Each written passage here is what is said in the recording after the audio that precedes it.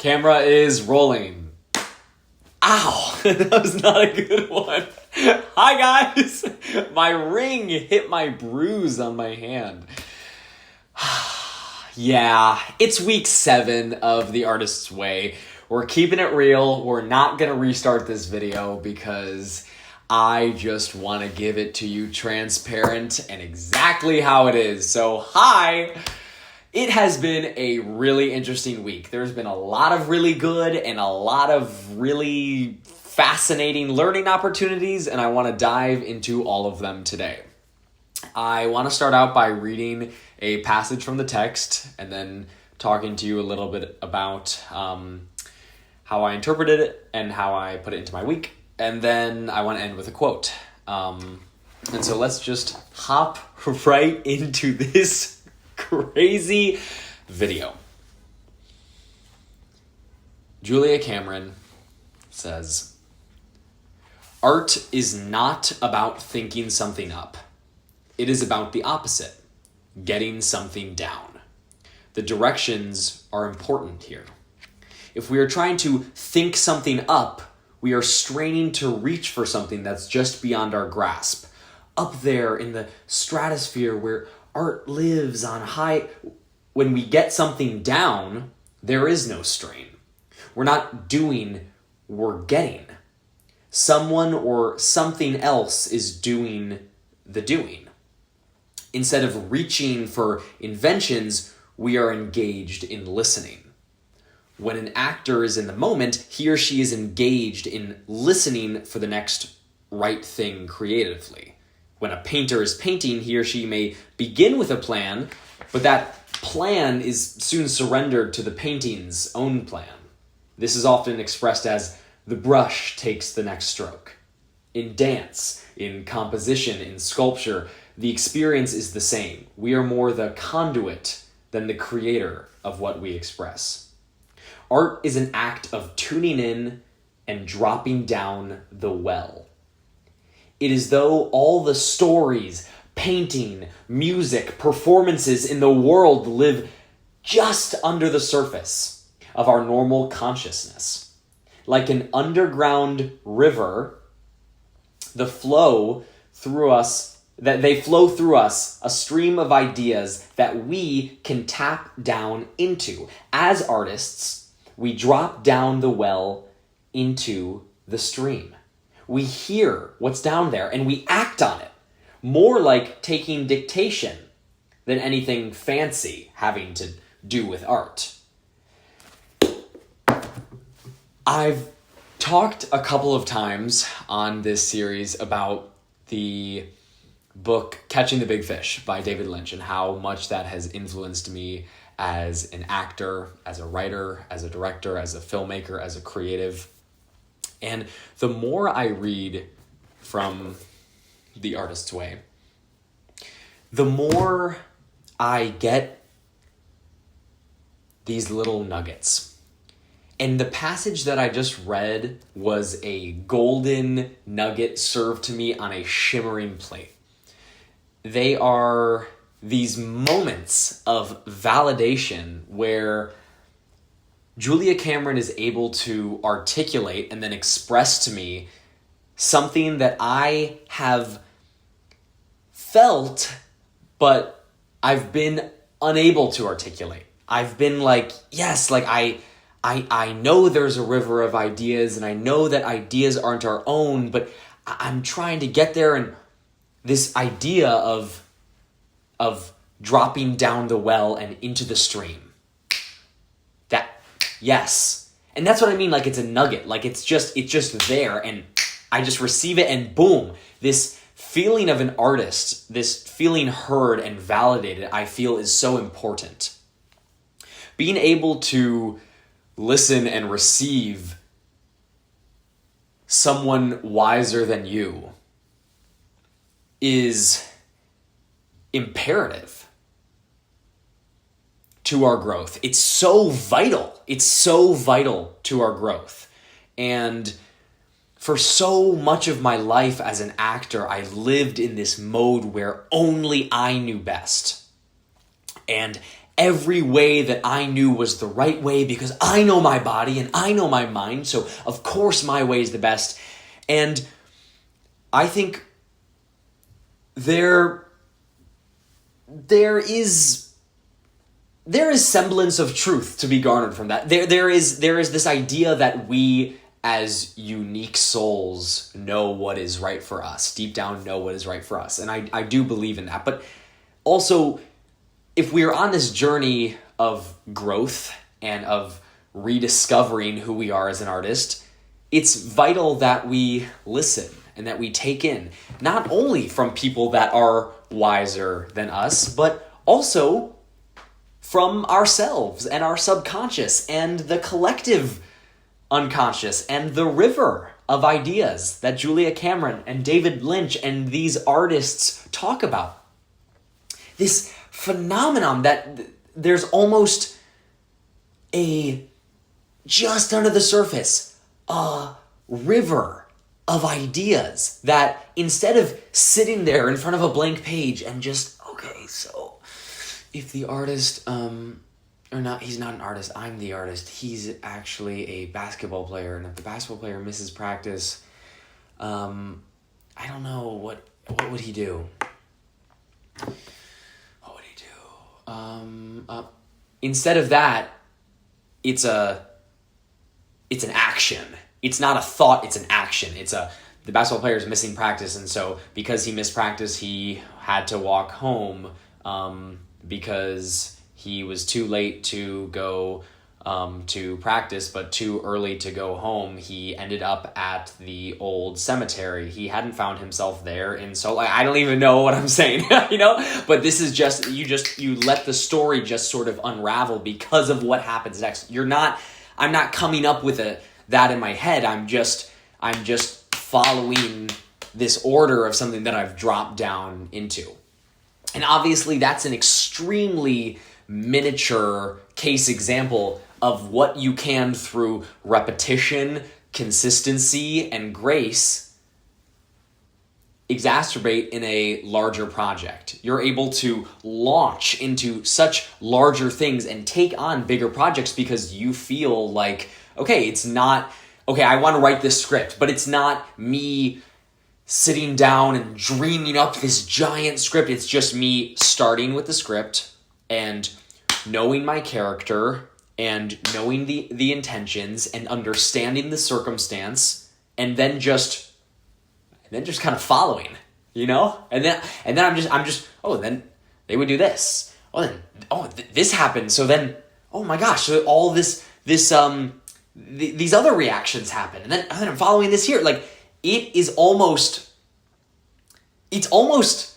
like you're watching a movie when you're just writing, because of what she's explaining, that movie already exists, and us as writers, or us as composers or painters or anything creative, we are attuned to this river, and we are able to drop down and swim through these ideas and bring them to the surface in such a wonderful way. And when I say wonderful, I really mean wonderful. Wonderful. It's like you're watching the movie. It's like you're writing the script, you're like, oh my gosh, this thing happens, and then it should be, the act of creation is inherently wonderful. That is amazing. And as artists, we should know that. We should accept that. We should be inspired by that. The act of creating is wonderful. It is putting something into the world that did not exist before us. How absolutely incredible is that? And we as artists get to do that. We get to stand up and all of a sudden act out a whole scene in the room, or sit down late at night and light a candle and dive into a new story, or stare at a canvas with a million colors in front of us and put something there that no one has ever done before. We get to do those things, and that is inherently wonderful. And 7 weeks ago, I am 23 years old. 7 weeks ago, I could not even fathom what I'm saying right now. I would not start my script. In fact, I started 4 or 5 different versions of a script, but I could not start my script unless I knew every single beat and structure and exactly what every character did in every scene and how. I didn't want to act or put myself in acting because I wasn't at a place where I felt like I could, all these artistic practices that are so inherently action-based were so thinking-based. And art is action. Acting is action. Painting is, all these things are verbs. They're doing. You are accepting the fact that your body is a vessel and you are just getting these ideas. You're not thinking, you're just doing, and as you're doing, you're receiving. And that is something that we don't need to be perfect at. And that's why I said grace earlier in this video. You have to be gentle with yourself. And as you start doing that, as you start writing your script, as you start painting your thing, as you start sculpting for the first time, as you're getting ideas, if you don't paint something that, in your opinion, belongs in a museum, you don't say oh, I guess I don't receive good ideas, and so I'll just never do that again. It takes patience and practice and giving yourself grace to be okay, I did this thing, I completed this thing, and now I'm moving on, and now I'm letting go. I think the act of finishing something is so important. I sat down, I did something, I accepted as it came, and now I finished the scene, that part, this piece, something, and you finish it. That's so important, rather than just saying, I just did a scene. There's probably 90 more that I need to do. And then you go to bed and you're sitting there, you're like, how am I going to come up with 89 more scenes? I don't think that is wiring your subconscious in a healthy way, in a way that's giving yourself grace.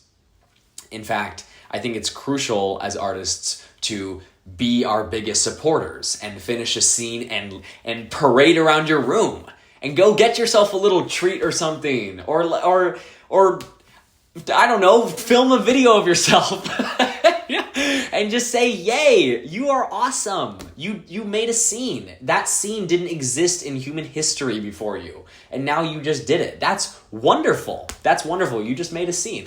Good job. If you're watching this video, future Alex, and you're like, dang, he is talking to himself, I am.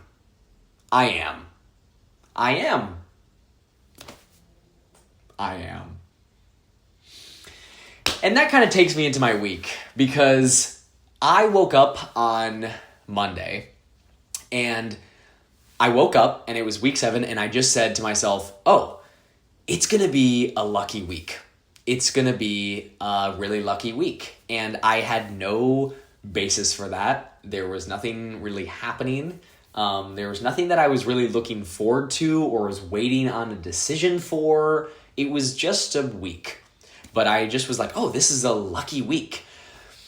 And it's such an interesting experiment to do with yourself. And I don't know if anyone, we're at 14 minutes into this video, I don't know if a soul is watching this at this point.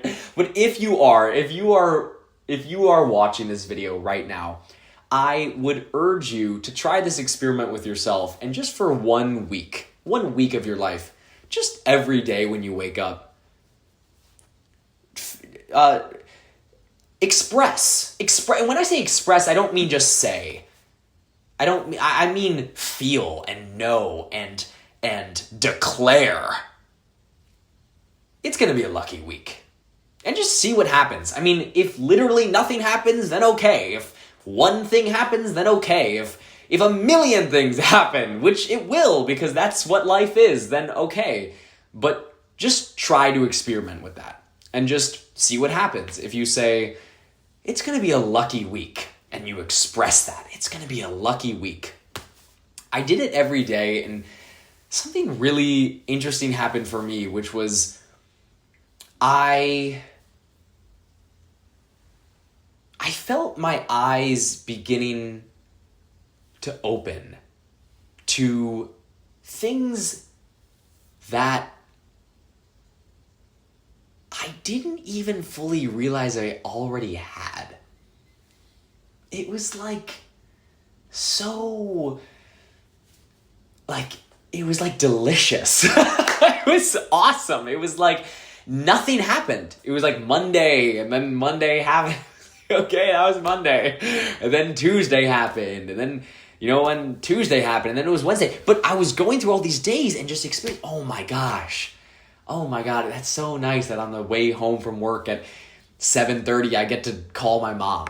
That's so lovely that I get to call my mom. Or, wow, I'm growing these beautiful plants in my room, and it's such a delicate process that I'm watching them grow. And then I saw a tree, and I'm like, oh my God, look at this tree.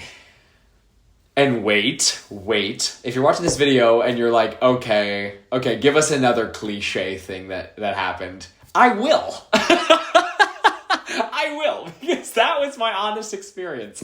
I was having conversations at work with just, just normal conversations with people that I would normally be having them with. And I was just like, okay, this is just a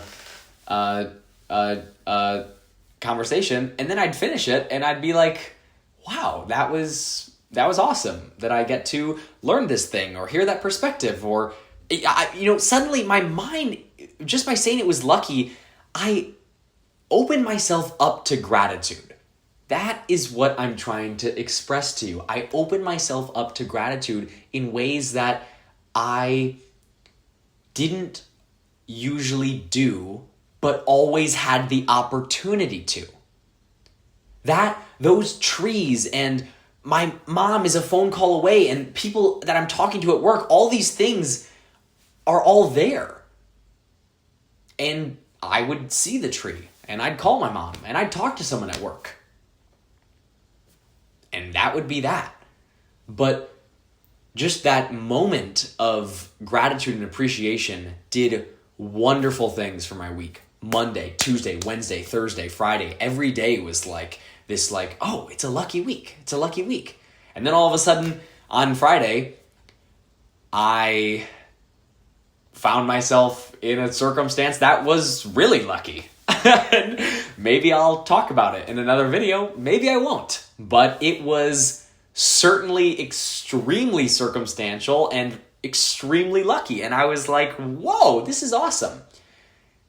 And that was probably the one thing I could point to, being this was a super lucky thing. But really, I felt like my whole week was so lucky.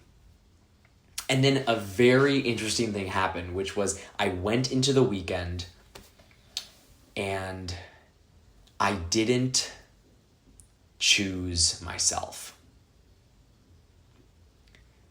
This was the first week that I didn't do an artist date. And if you notice, this video is going to be posted on a Monday, not a Sunday like I usually do.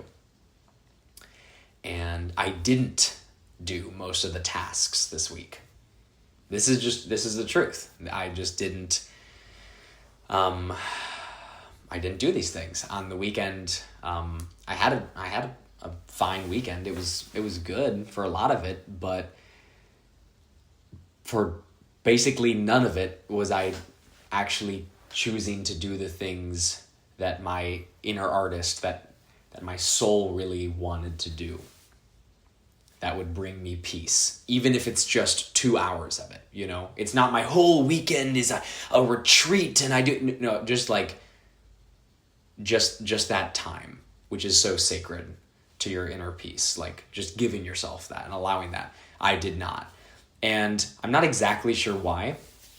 Maybe it was because of how good I was feeling, and okay, now I'm just gonna let that feeling, exist around me and go do all these things and not realize that I did need to recharge. Maybe it was just circumstantial, but that's the truth, and I want to be completely honest in this series, like I said. And I was feeling a lot of shame for that. Like, oh, I didn't do an artist date, and is that even really then a true course and all this stuff? But I was like, that makes my course truer than ever, Then, like, going on this thing and just talking and then just, like, moving on, like, admitting that and accepting that, and now just filming the video and moving on to week 8. That makes my experience true, because it's what happened.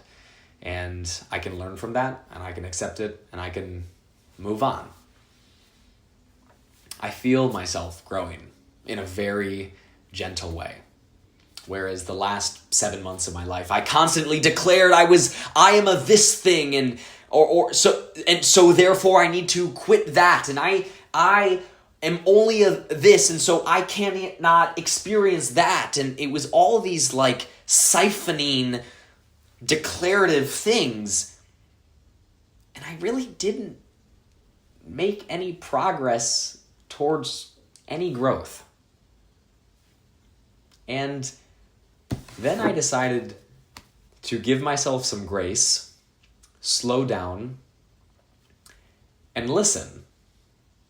And now in the last 7 weeks, I feel like I've grown more than the last 7 months of my life.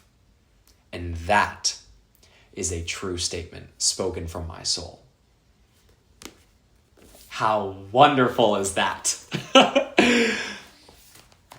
Like I promised in the beginning, I'm going to leave you guys with a quote from Susan Jeffers. We cannot escape fear.